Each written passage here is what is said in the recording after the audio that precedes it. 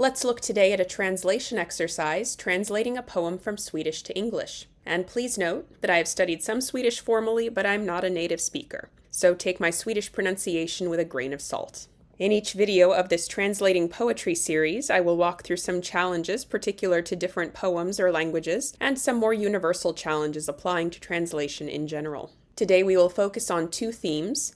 1. The decision of how literal to be when translating, and 2. The challenge of word choice, which can become controversial. For today's exercise, we will use excerpts from Stjärnornas tröst by the Swedish poet Karin Boye. If you'd like, you can look up the original poem and a few different translations to compare. Let's turn first to the challenge of how literal to be when translating. I personally tend to be quite literal. This is because I grew up consuming a lot of foreign language content, and I was always interested in learning the original languages. For that reason, I wanted to know exactly what was being said, not someone else's interpretation, and especially not one that takes great liberties in rewriting the work. So today, I try to write the translations for others that I would have wanted for myself. On this screen, we see two problems that a very literal translator might face. 1, literal translations tend not to rhyme. Here I've translated the second line that you see more literally as, "A light far away where no one lives." But I have also seen another translation that turns the words around in this line to rhyme with night at the end of the first line. That translation reads, "Far away where no one lives, a light." So you see the trade-off. Another problem one sees sometimes, if word order is preserved too exactly, is that the result sounds awkward or doesn't make sense. Here the line, "I rymdernas sena höst" becomes "in space's late autumn."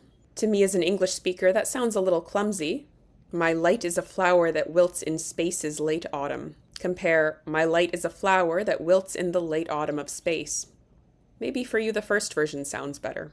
At times like this, one has to make a judgment call. Let's turn now to the challenge of word choice. Here, "I natt" could actually mean tonight, or according to another translation I've seen, last night. In Swedish, the "I" means in, and natt is night, though a phrase like "this evening" would be written "I kväll." So I have to choose here between alternatives. I have asked a star tonight. I have asked a star last night. I have asked a star at night. The last variant sounds best to my ear in light of the have asked verb. The next highlighted word, främmande, could alternatively mean alien or foreign, but I understand that it can also mean estranged or perhaps distant. Because the previous line emphasizes that the star is far away, I've opted here for distant. And the last line caused some controversy a while back when I first translated this poem for an amateur translation site. Someone there took issue with går, and I think they insisted it should be move, which I've also seen before in a professional translation. The word går in Swedish means go or walk, so at least for me there's a sense of motion from point A to point B.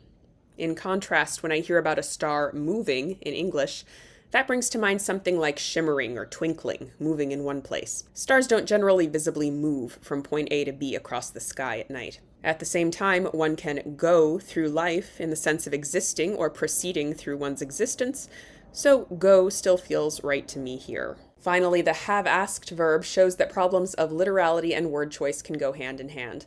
Should one say here, "I asked a star," or "I have asked a star"? This har frågat in Swedish is in the present perfect tense, where har is have and frågat is the past participle of ask.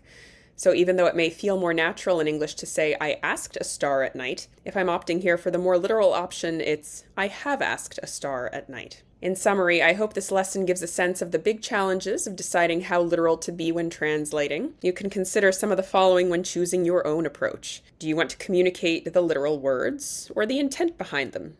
Do you feel confident that you understand the intent behind the words? And when translating, please also expect some controversy in terms of word choice. It's normal, try your best, seek feedback, and don't let it discourage you. That's all for today. See you in the next episode.